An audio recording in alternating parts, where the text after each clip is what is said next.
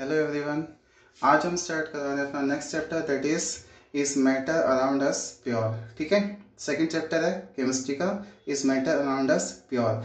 इस चैप्टर में हम जो मैटर की क्लासिफिकेशंस थी उसी को ही हम यहाँ पे आगे फर्दर स्टडी करेंगे। लेकिन इन सब चीज़ों को स्टडी करने से पहले हमें इस चैप्टर का फंडामेंटल एक कॉन्सेप्ट है वो हमें क्लियर करना पड़ेगा ताकि ये चैप्टर हमें अच्छे से समझ में आ जाए। ठीक है, तो सबसे पहले स्टार्ट करते हैं कि इसमें मेन पॉइंट क्या है और कहाँ से हम इस चैप्टर को स्टार्ट करें। सबसे पहला पॉइंट जो आता है जहाँ से हमें इस चैप्टर को स्टार्ट करना है वो है substance.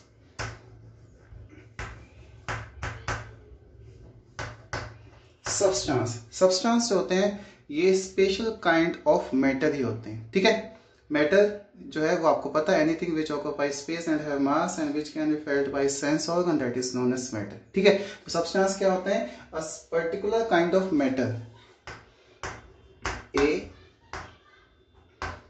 Particular kind of matter which has specific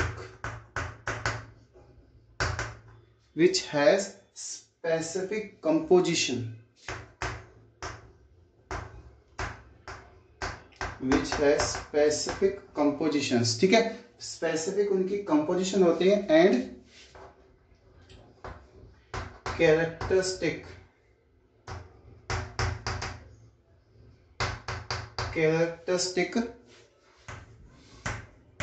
property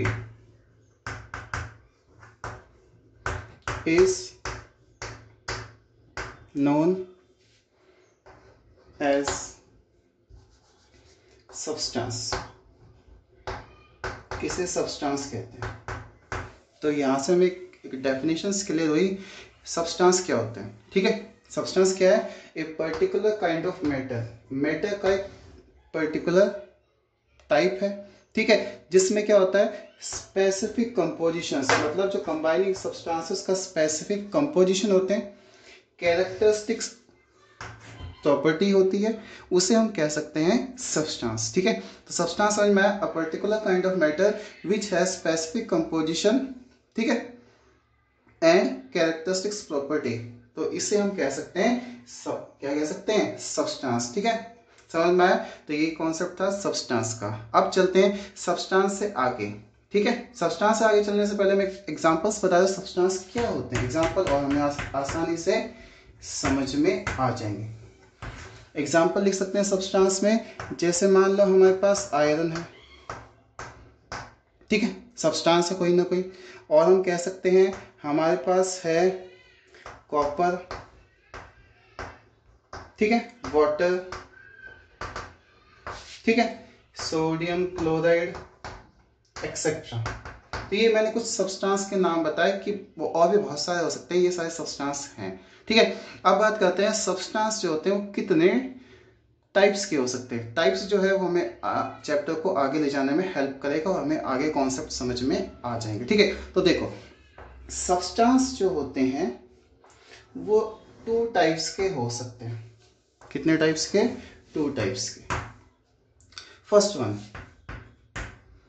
pure substance.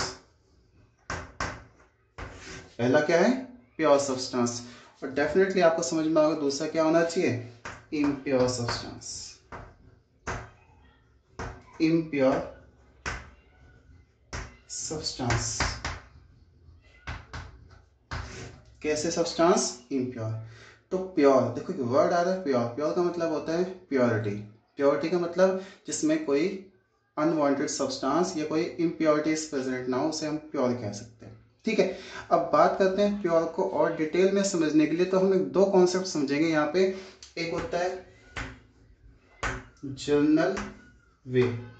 Generally हम किस तरीके से हम बता सकते हैं कोई सब्सटेंस प्योर है, तो उसका बता सकते हैं कि किसी भी सब्सटेंस में नो अडल्ट्रेशन,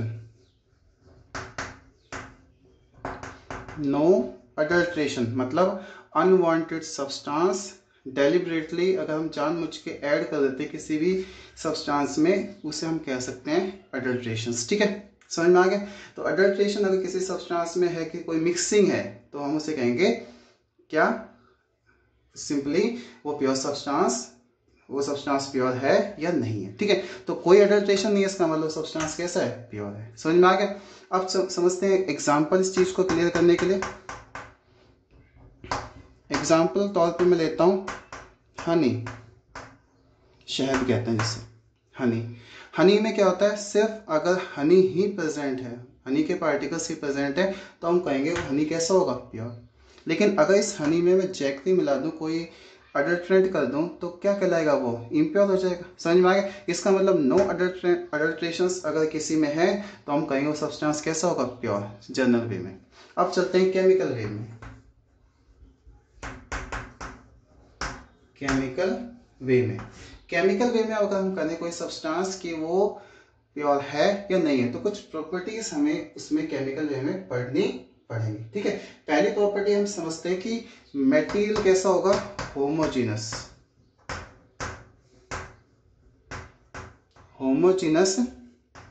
मटेरियल होना चाहिए। जो मटेरियल है हमारे पास होमोजीनस मतलब same composition through out it.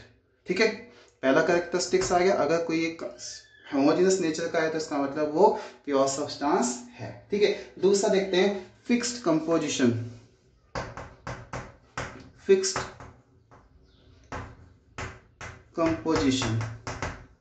Composition जो है, जो चीज जिस चीज से मिलके बना हुआ है वो फिक्स होनी चाहिए। ठीक है, उसके बाद इनवेरिएबल प्रॉपर्टीज, उसकी प्रॉपर्टी चेंज नहीं होनी चाहिए। इनवेरिएबल प्रॉपर्टीज,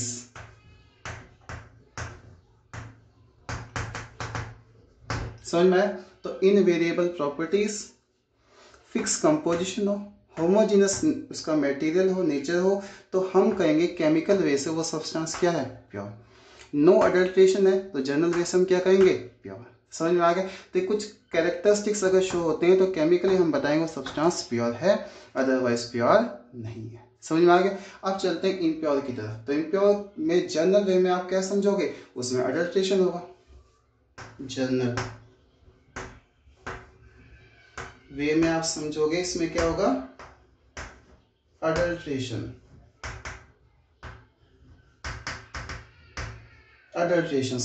मतलब अनवांटेड सब्सटेंस उसमें डेलिबरेटली ऐड करवा दिए जाएंगे। तो जनरल वे में हम अगर अडल्ट्रेशन हो गया तो सब्सटेंस कैसा हो जाएगा, इम्प्योर। जैसे मैंने मान लो मेरे पास है हनी, ठीक है, उसमें मैंने क्या मिला दी, जैगरी। तो जैगरी मिलाने के बाद वो हनी कैसा हो गया, इम्प्योर हो गया। तो यहां लिखेंगे हम इम्प्योर हनी।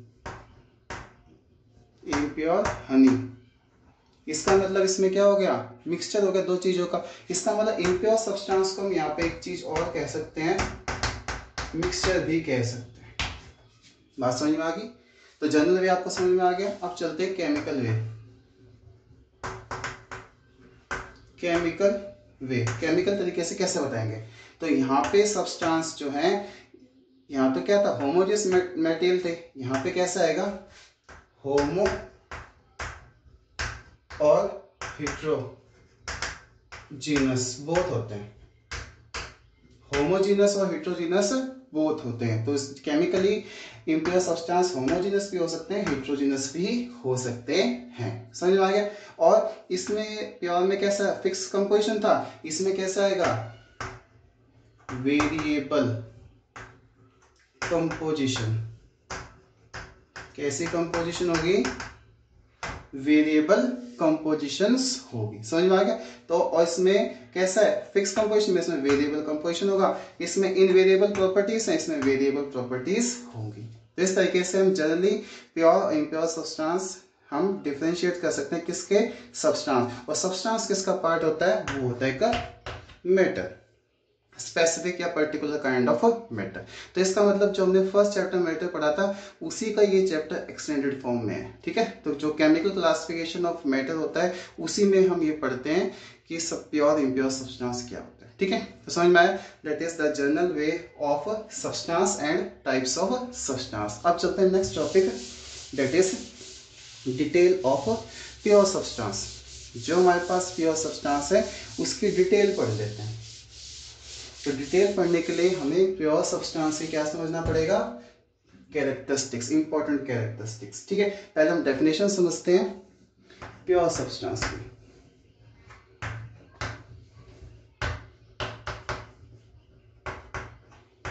प्योर सब्सटेंस क्या होते हैं? ठीक है, pure substance is defined as a homogeneous material. It is ए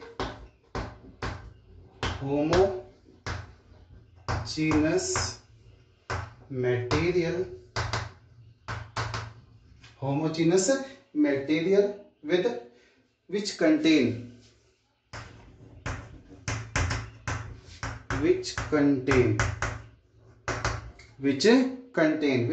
क्या होगा, of one kind of, which contain of one kind of particles, one kind of particles, particles हो सकते हैं एटम्स या फिर मॉलिक्यूल्स एक्सेट्रा। ठीक है, तो पार्टिकल्स क्या हो सकते हैं, एटम्स या मॉलिक्यूल्स। ठीक है, तो one kind of particle has definite set of properties and have definite set of properties, definite set of properties is known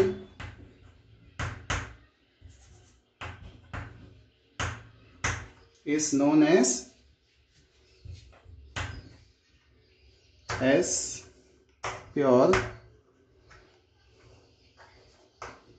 pure substance. इसे हम प्योर सब्सटेंस कह सकते हैं। तो it is homogeneous material which contain one kind of particles have definite set of properties is known as pure substance. ठीक है, pure substance समझ में आया। अब चलते हैं प्योर सब्सटेंस की कुछ कैरेक्टरिस्टिक्स पे। Characteristics of pure substance. सबसे पहली कैरेक्टरिस्टिक्स आ रही है जो इसमें मैंने पहले भी लिखा है कि प्योर सब्सटेंस इज होमोजेनस। ठीक है, तो फर्स्ट है it is homogeneous.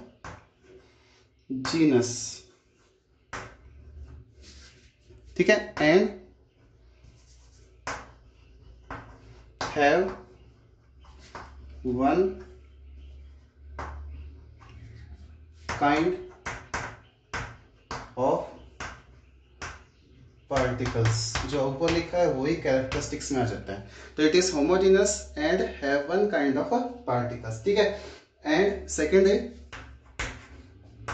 It consist of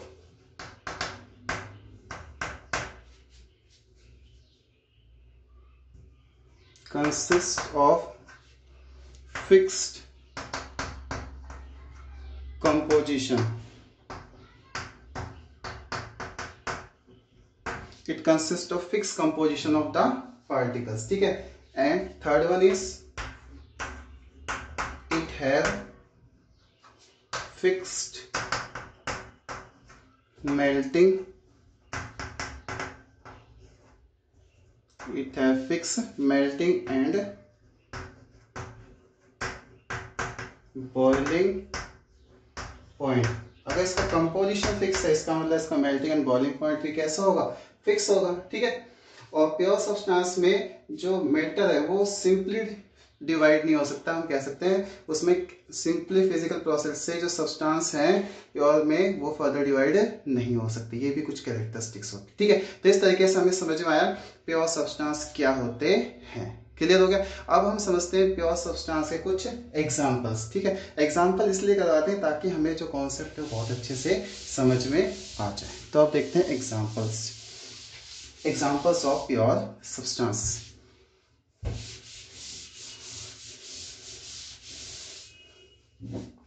तो अब है examples of pure substance. Example तौर पे हम लिख सकते हैं carbon, iodine, copper, water, aluminium, NaCl, MgCl2, copper sulphate, ठीक है, एंड मैग्नीशियम, MgCl का मतलब मैग्नीशियम क्लोराइड, ठीक है। इसके साथ हो गया हमारे पास कार्बन डाइऑक्साइड, ठीक है, और हो गया हमारे पास है, हम कह सकते हैं आयरन एक्सेट्रा। इस तरीके से बहुत सारी चीजें जो है वो प्योर सब्सटेंस में हो सकती है, ठीक है, समझ में आए। प्योर, इसके साथ हम लिख सकते हैं प्योर हनी, प्योर आटा, प्योर घी, ये भी लिख सकते हैं, प्योर